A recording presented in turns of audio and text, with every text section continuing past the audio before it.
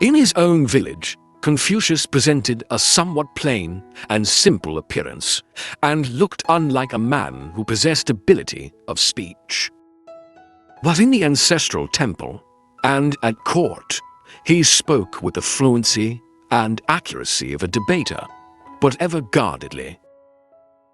At court, conversing with the lower order of great officials, he spoke somewhat firmly and directly. With those of the higher order, his tone was somewhat more affable. When the prince was present, he was constrainedly reverent in his movements and showed a proper degree of grave dignity in demeanor. Whenever the prince summoned him to act as usher to the court, his look would change somewhat, and he would make as though he were turning round to do obeisance. He would salute those among whom he took up his position, using the right hand or the left, and holding the skirts of his robe in proper position before and behind. He would make his approaches with quick step and with elbows evenly bent outwards. When the visitor withdrew, he would not fail to report the execution of his commands with the words, "The visitor no longer looks back." Footnote 1. At the reception of a prince from another state, there were many officials acting on behalf of host and guest, through whom ceremonial questions and answers were passed. Confucius was evidently at times required to act as one of these. When he entered the palace gate, it was with the body somewhat bent forward, almost as though he could not be admitted. When he stood still, this would never happen in the middle of the gateway, nor when moving about would he ever tread on the threshold. When passing the throne, his look would change somewhat. He would turn aside and make a sort of obeisance, and the words he spoke seemed as though he were deficient in utterance. On going up the steps to the audience chamber, he would gather up with both hands the ends of his robe, and walk with his body bent somewhat forward, holding back his breath like one in whom respiration has ceased. On coming out, after descending one step, his countenance would relax and assume an appearance of satisfaction. Arrived at the bottom, he would go forward with quick step, his elbows evenly bent outwards, back to his position, constrainedly reverent in every movement. Footnote 1. This and the center of the gateway were positions to be occupied only by the prince. When holding the scepter in his hand, his body would be somewhat bent forward, as if he were not equal to carrying it. Wielding it now higher, as in a salutation, now lower, as in the presentation of a gift.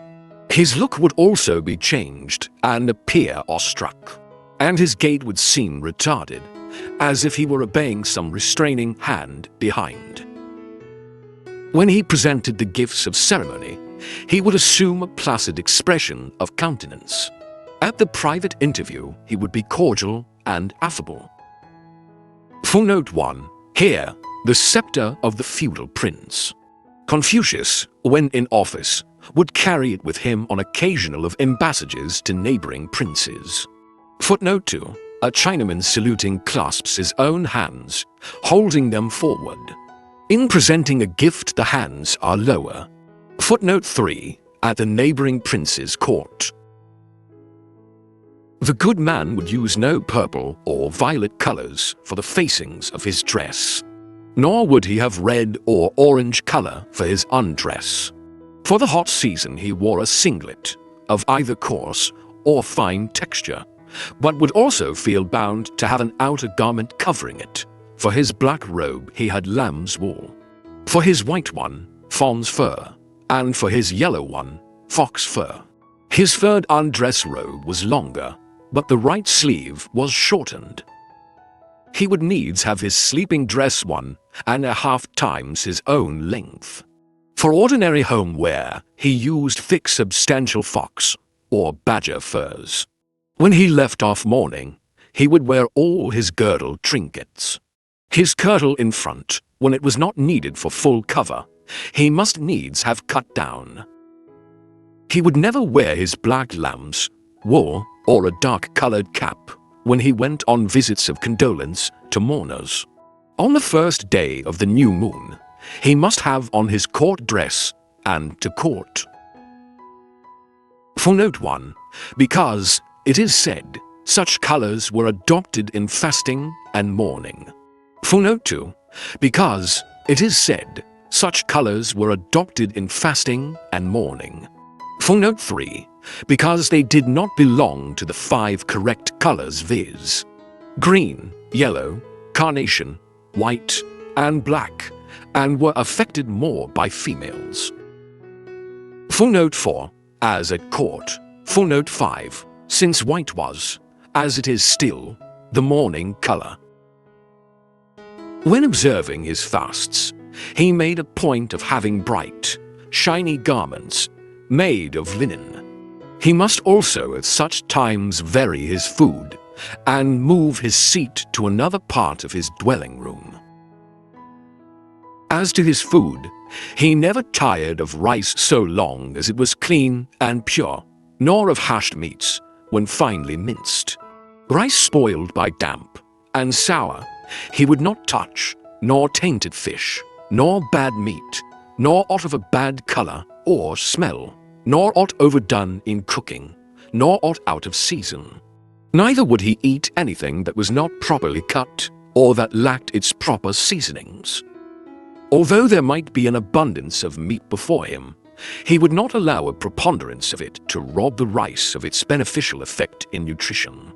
Only in the matter of wine did he set himself no limit, yet he never drank so much as to confuse himself. Tradesmen's wines and dried meats from the market he would not touch.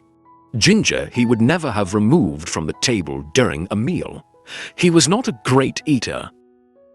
Meat from the sacrifices at the prince's temple he would never put aside till the following day. The meat of his own offerings he would never give out after 3 days' keeping, for after that time none were to eat it. At his meals he would not enter into discussions, and when reposing afterwards he would not utter a word. Even should his meal consist only of coarse rice and vegetable broth or melons, he would make an offering and never fail to do so religiously. Footnote 1. To kinsmen and friends. Footnote 2. The origin of meals being sacrificial, this the good man would do, somewhat as we say grace before meals.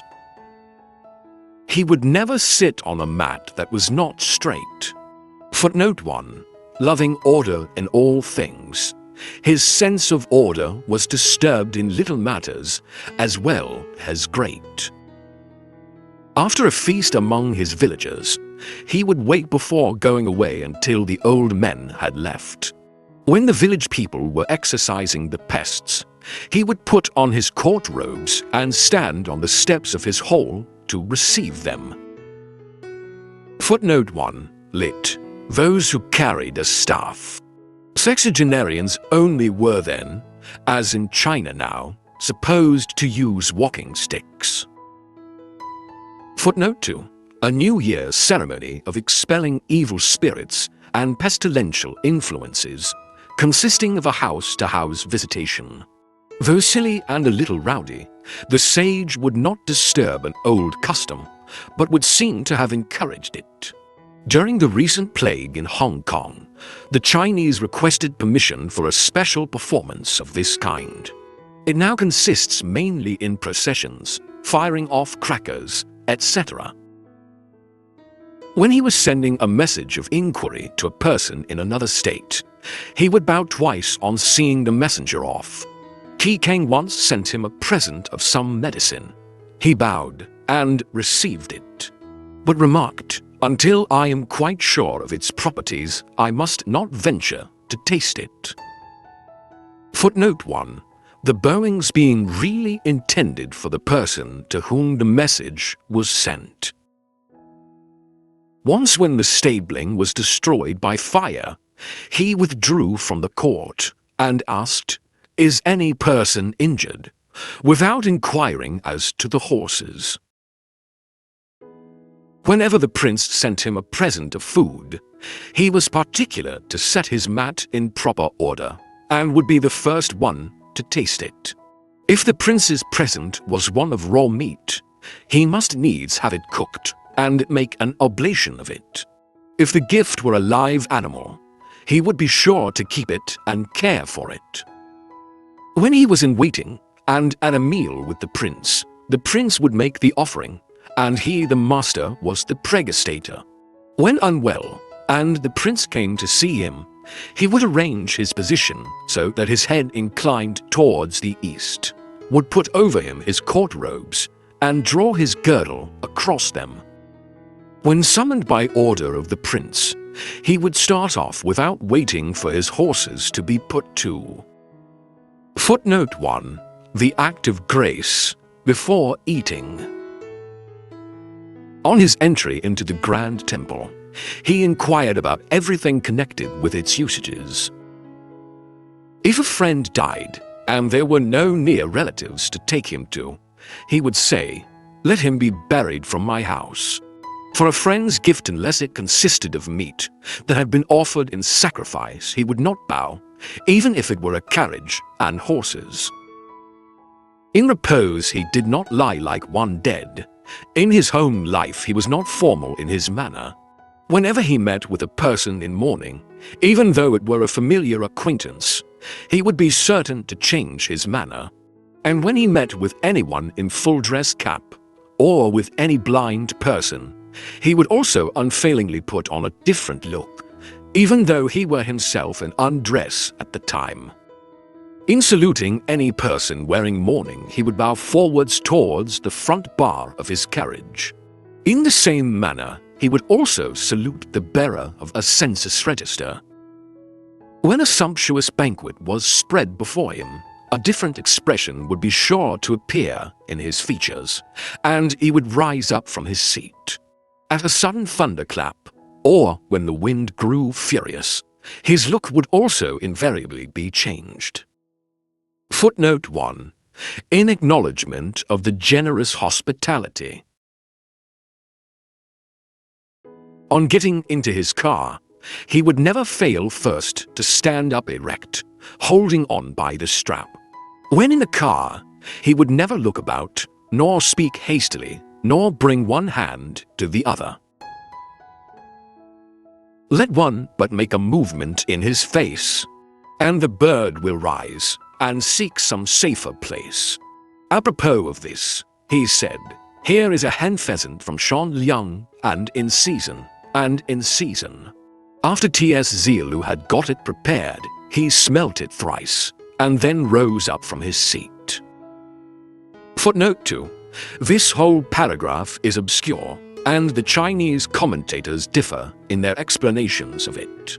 I take the opening sentences as a quotation from some poem, in which facial expression, which plays so large a part in the preceding paragraphs, is dwelt upon. Shanliang is literally a mountain ridge. But may it not be the name of some district or place? The master's rising up from his seat must be taken, again as expressive of his pleasure at having met with a luxury. Thanks for watching. Please like the video and subscribe to the channel for more excellent content.